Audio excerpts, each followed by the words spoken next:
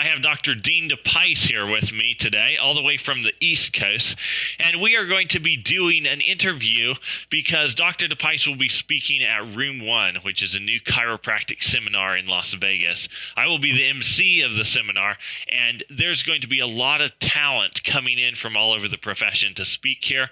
There's going to be people coming to learn and kind of rub shoulders with these legends and these very successful chiropractors. So welcome to the show, Dr. DePice.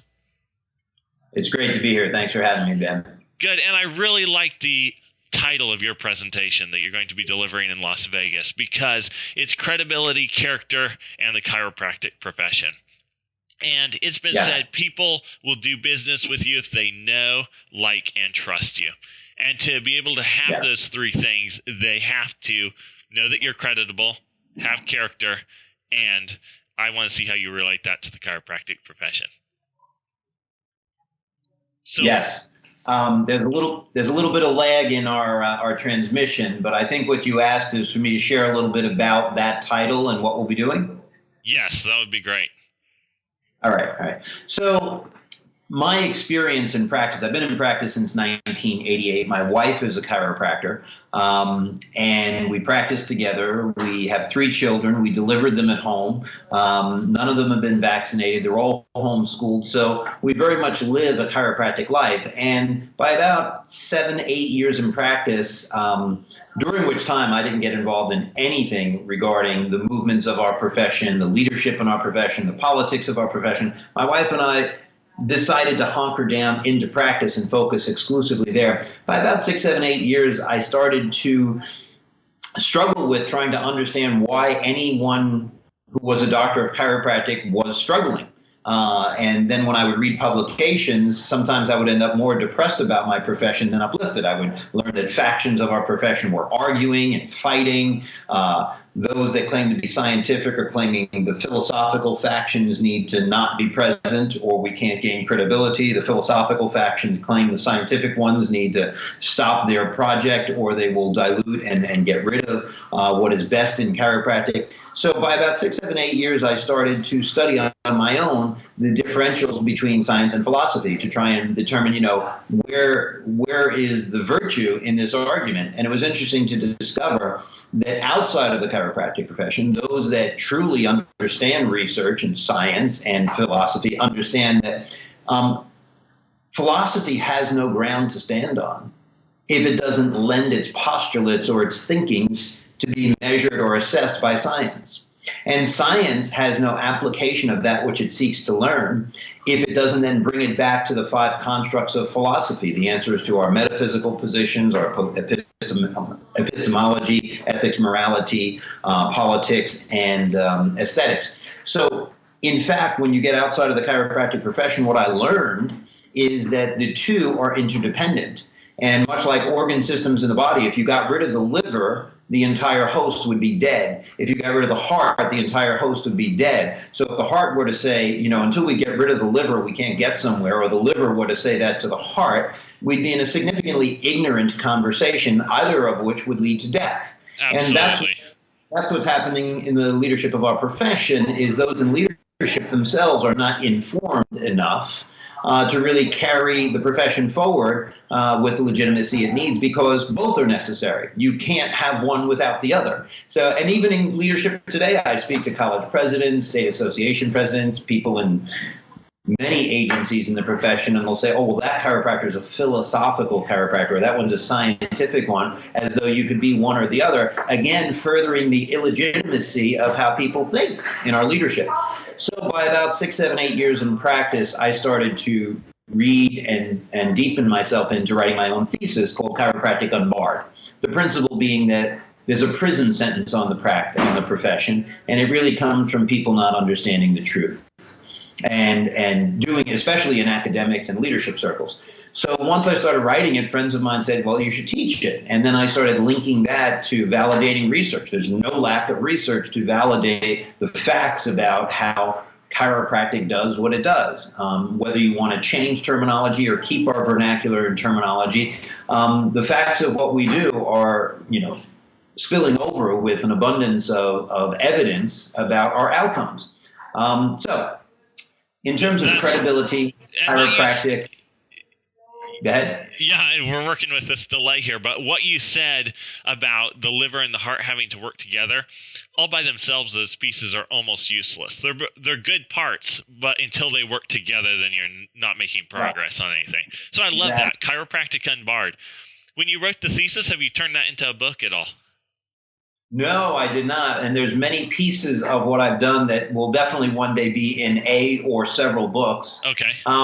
But the biggest thing I learned is that really it's the heart of the chiropractor that needs to be uplifted.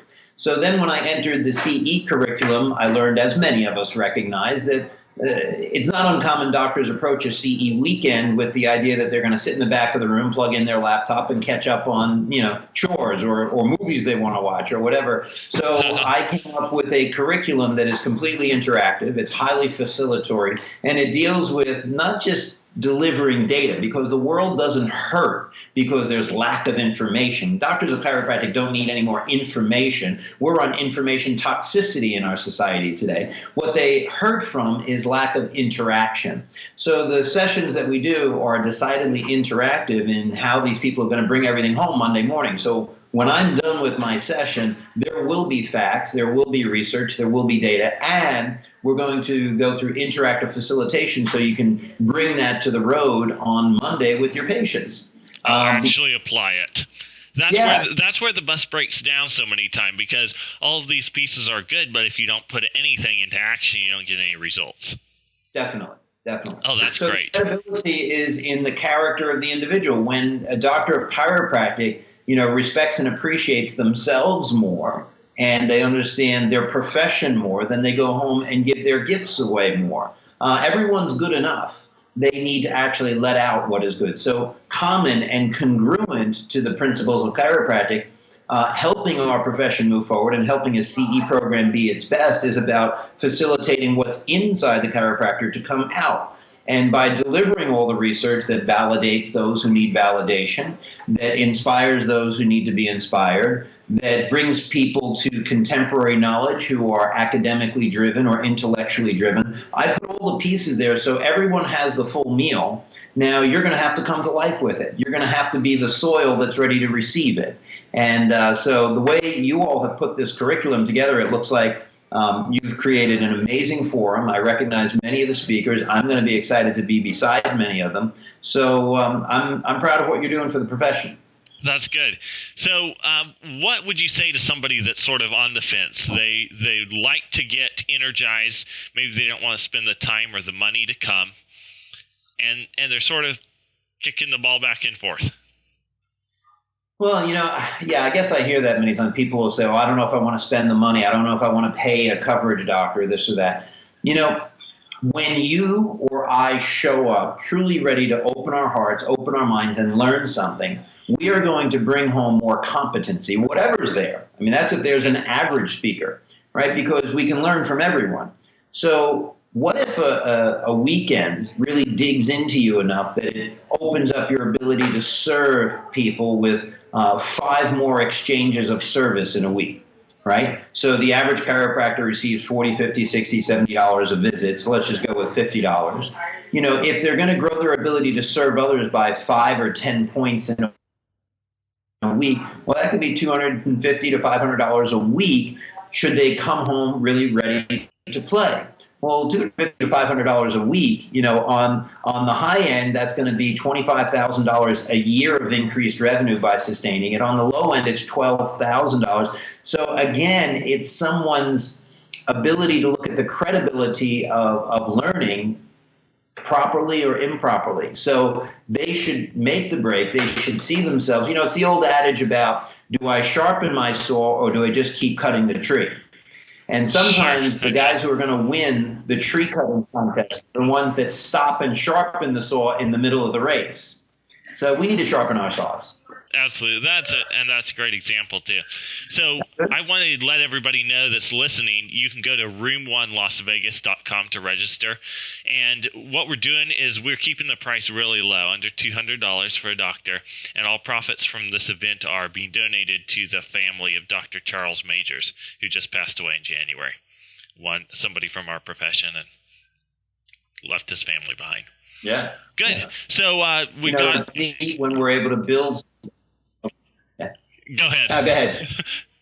Okay. All right. Well, it's neat that you built this on the agenda of serving in multiple ways. I mean, obviously, we all have a message to deliver, and you have a message to deliver, and you're doing it in a way where you found a way to serve someone in the profession who's fallen upon difficulty.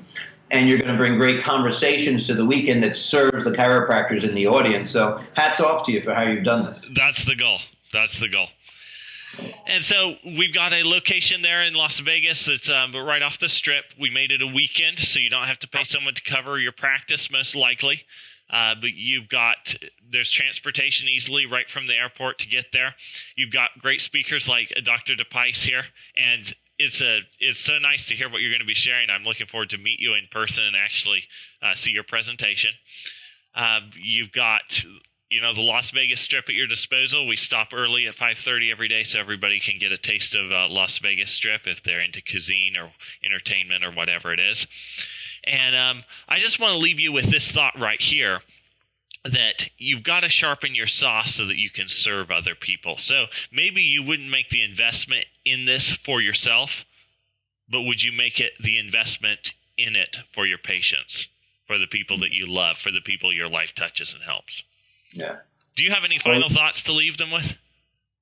Well, I'm going to go across the street to my office right now and begin adjusting in about 45 minutes. And it's that what we're doing here is raising each other up so we can go home and have greater character, greater credibility, and ultimately the confidence that we need to really serve people best. So I'm grateful you're doing this. I look forward to seeing all of you. I hope you bring extra people. If you've seen this and you're thinking of coming, well, don't just think of coming.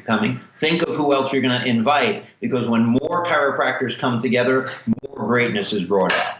See you there. Absolutely. All right. Thank you very much. Appreciate it.